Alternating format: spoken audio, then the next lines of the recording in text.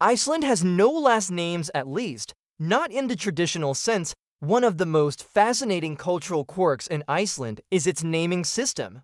Unlike most countries where family surnames are passed down from generation to generation, Iceland follows a patronymic or occasionally matronymic system. This means that a person's last name is usually derived from their father's first name, with the suffix son for sons and dottir for daughters. For example, if a man named John has a son named Olafur, the child's full name will be Olafur Johnson, literally meaning Olafur, son of John. If John has a daughter named Katrin, her name will be Katrin Johnsdottir, or Katrin, daughter of John. As a result, siblings may technically have the same last name, but families do not share a fixed surname across generations.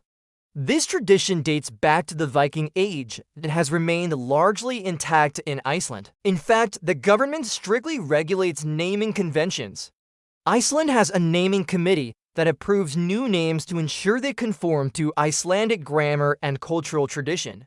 This means not all names from abroad are allowed. If a name doesn't fit the rules of the Icelandic language, it might be rejected. The patronymic system also shapes how people interact socially.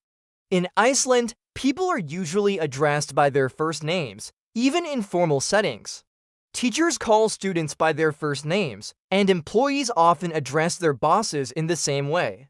Even the president of Iceland is referred to casually by their first name. This contributes to a culture that feels egalitarian and informal compared to many other nations.